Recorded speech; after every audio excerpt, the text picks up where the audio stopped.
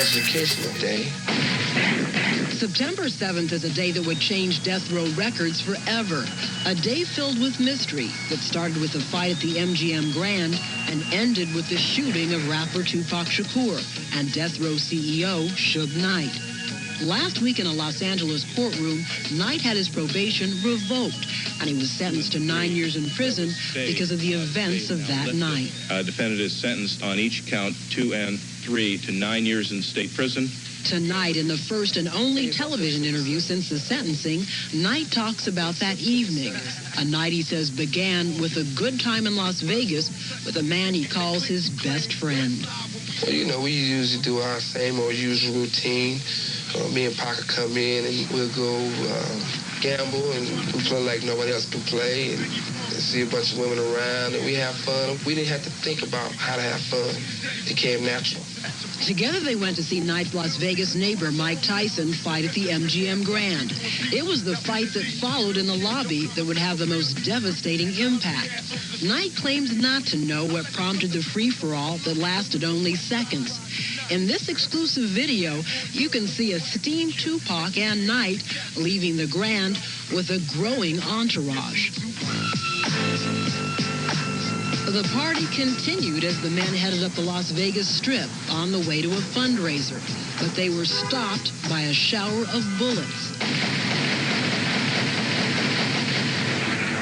Tupac was fatally wounded. Knight was struck in the head. Knight reacted by making a U-turn, a move that's been questioned because the direction is away from any hospital. In our interview, Knight defended his action. How many people you know would get shot in their head where it fractured their skull instead of just taking off driving and thinking about their budget to make sure they're all right? Do you think any person gets shot in the head gonna say, oh, let me see the quickest way to get to the hospital? The average person, I think, would be dead. We asked Knight who killed Tupac. He says America's Most Wanted has already revealed the answer to that question.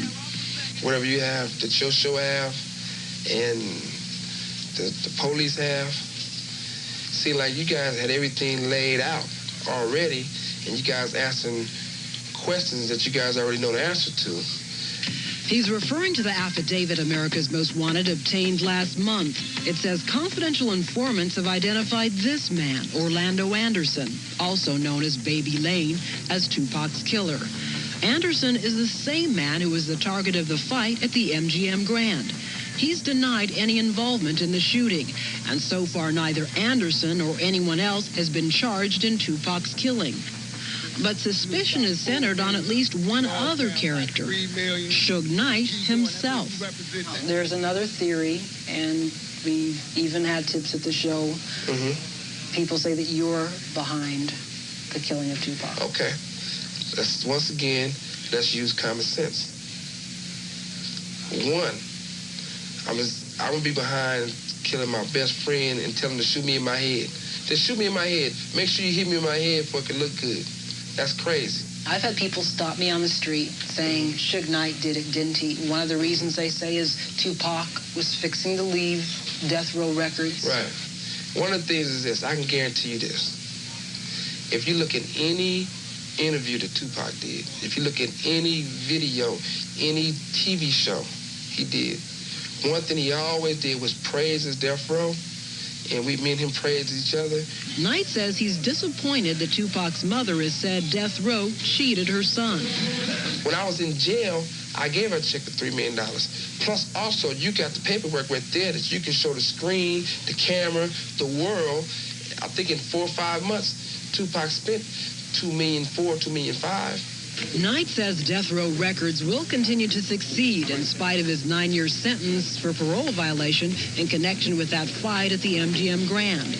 Also unchanged, he says, are his feelings for Tupac. I love Pac then, I love Pac now. He loved me. That's my little homie. And it's always going to be that way, you know, and there's nothing going to change that. But 6 months later, the murder of Tupac Shakur remains unsolved. If you have any